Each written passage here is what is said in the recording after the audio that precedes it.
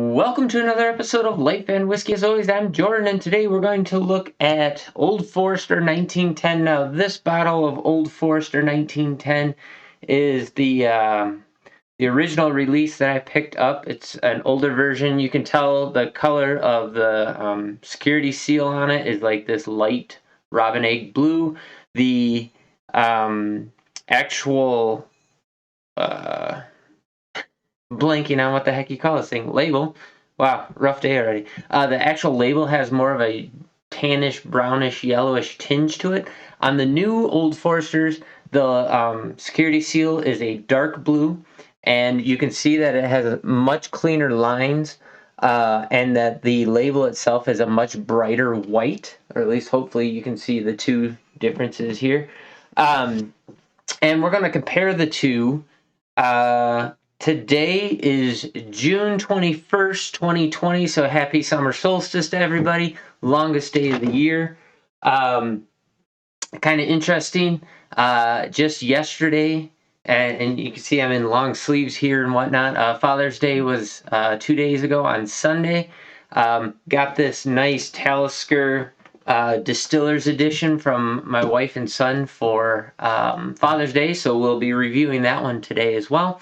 My voice is still shot, even though it's been, a week or 2 weeks, probably a week since I did my last videos, kind of explaining that I'd been sick in April and May. Did get up on the mountains on Saturday. Did, I think, somewhere between 6 and 8 miles. I have not mapped it out. But had a brand new pair of Kennetrek boots that I was breaking in, and that was the first hike that I did with those. Have to say, out of the box, they're pretty darn comfortable. A couple of pressure points in them that need to be broke in, but other than that, I mean, I was able to hike in. I had a, maybe like a 25-pound pack or so that I hiked in with, and then I did find a really nice elk shed. Even though it wasn't completely intact, it was older and had broken a little bit. It was about that big around, and a really nice 6 point. So it was missing the peduncle, the base with the brow tine, so it was only 5 points that I was able to recover. The first point actually was broken and was like maybe like 20 yards up the hill. Also ran into a herd of elk that was, there was some, I think they were either spikes or cows that were bugling, but got 3 bugles out of them, all on their own. Broke out my mouth call that I'm pointing down here because that's where I carry it in my little side pouch. Brought out my mouth call, started mewing and chirping and bringing them in, and they got to about 50 yards, and then the wind kind of swirled on me.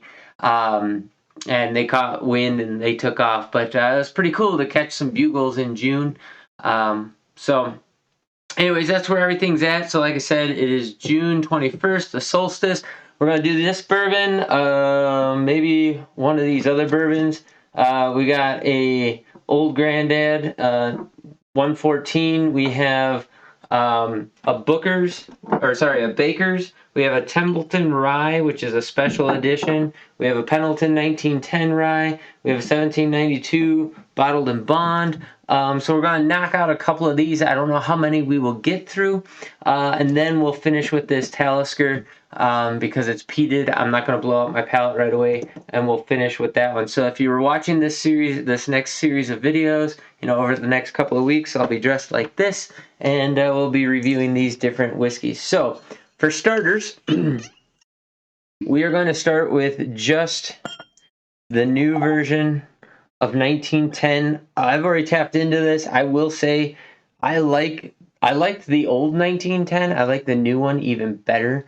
They're both sitting at 93 proof, which is 46.5% ABV. Very nice. I really, really like Old Forester. So I still think the Old Forester Signature, which is 100 proof, I can pick it up for like $18 and change, almost $19. I think that's one of the best bargains in whiskey out there. The Old Forester 86 is not bad. And then all the Whiskey Row series, they're all really good, but they're all very different. So like the 1920 is higher proof. and a bit more bitey, a lot more oak on it. Out of the glass, I get a lot of brown sugar and cherry, heavy fruit cherry, like super cherry, blossomy, floral. Brown sugar is kind of the name of the game on the nose. Setting yourself up for a really easy drinking whiskey from the smell of it. The nose is very dense, so like that cherry and that brown sugar is very, very dense and very, very present. The ethanol kind of lingering in the background. It's not overwhelming or anything like that. Very floral, very cherry. So here we go. First sip.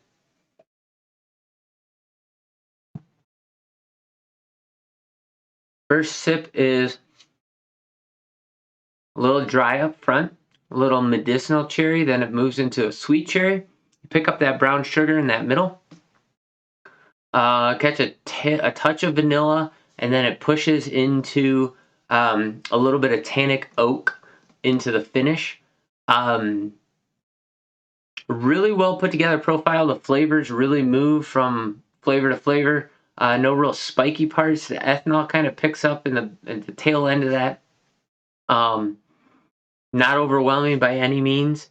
That cherry is very, very dominant in the glass, both on the nose and the flavor. So how it smells in the glass is how it tastes. And so I really dig that one. I like how dense the flavor is on the palate. Going for a second sip.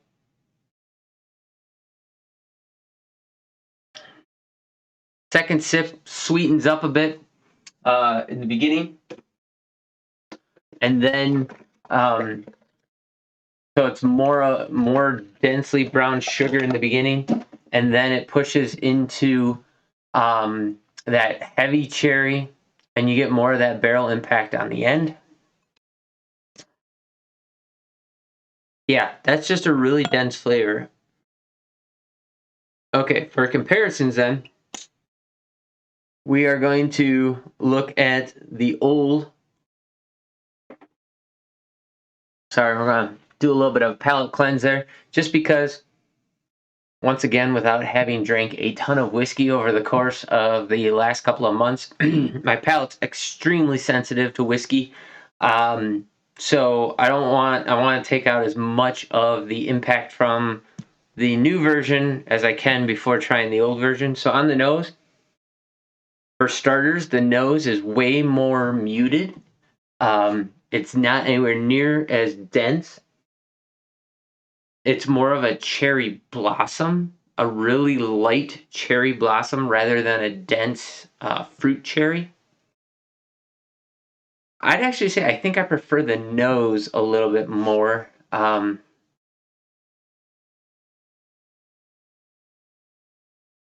As far as that lightness, like it's hitting on a sweet note in that floral character that I like just a little bit more. This is more of a dense cherry floral. So like this is setting you up for a deep, rich flavor. This is setting you up for something really light and airy, based on the nose.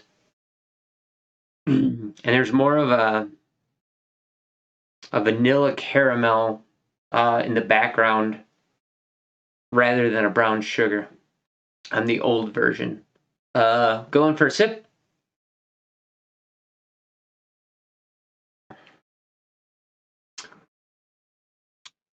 So on the new sip, or sorry, to taste the new one, the new 1910, it's vanilla, caramel, sweet forward, a little bit of tannic oak in the middle, not very much.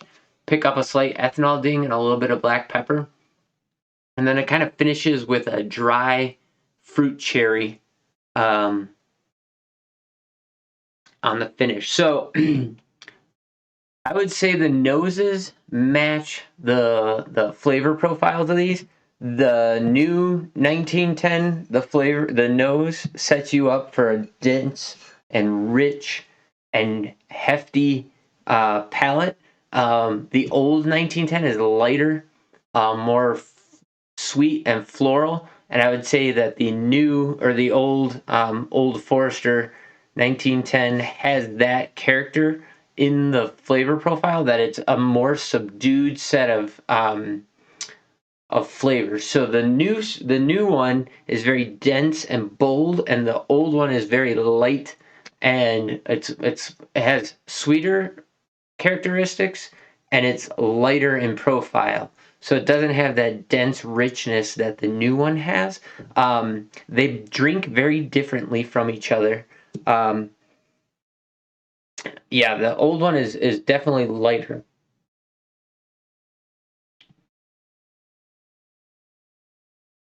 More vanilla, more caramel, and more floral than cherry on the old 1910. So there you go. There's the differences between the two. You get more density, more viscous of a flavor. The colors are pretty similar. I would say this is more of a heavy, dense, dark cherry. This is more light, sweet, floral. Um, that's all I got to say. As far as the comparison, I don't think you can go wrong with either of them. If you can find the new 1910, I highly encourage it. If you put a drop of water in there, it actually makes it really, really nice. Old Forester's just crushing it right now. They're not putting out any bad products as far as I'm concerned, and I really enjoy this. Picked up the new bottle of 1910 for, let's see, I bought this, golly, I think back quite a while ago. Excuse me, of course, I am not on top of this so much. Also, to note, I don't know.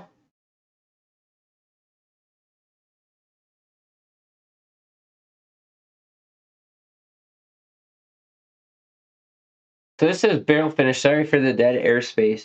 Um,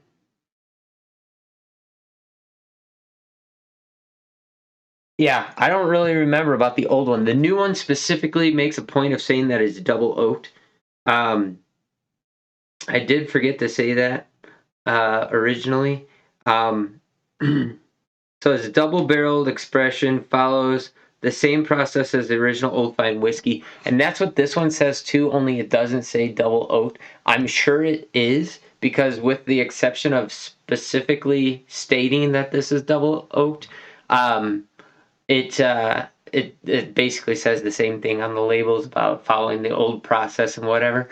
But I would say that the denseness and the more tannic oak that you pick up in the new 1910 really comes out, and I would say that that is an expression of that double oak. And again, I'm guessing, but I can't say for certain whether or not the older version of the 1910 is double oaked. But needless to say, pick this up for $47.99. This is a 2022 version, and I bought this at Boyd's Wine and Spirits in Rapid City, South Dakota, when I was there back in, I think, March, right? Back in March, South Dakota, $47.99. That's really good considering I bought the original one for $55.99. At Apollo Wine, or Apollo Wine and Spirits in Rochester, Minnesota. I bought this back in 2021. And so a bit of a price difference there. I would say at the lower price, this is definitely a good value. Here in town, the reason why I picked up the old one in Minnesota and not here is because here in town, this one's like $62, something like that. I have not kept an eye on the price to see whether or not the new release has brought the price down at all. But at $47.99, I'm pretty happy with that. So there you go. Thanks for watching. Do greatly appreciate it. If you haven't already, please consider subscribing to the channel. Maybe drop a thumbs up down below. Hit that notification bell. You'll be, if you're on YouTube anyways, you'll be clued in as to when the next videos dropping. All my videos drop on Saturdays on YouTube. If you're on BitChute or Minds, and again, I know I've been saying it for months and months, but on Rumble, I do have an account. I just don't have any videos up on it. But videos are dropping on those platforms on Wednesdays and Saturdays.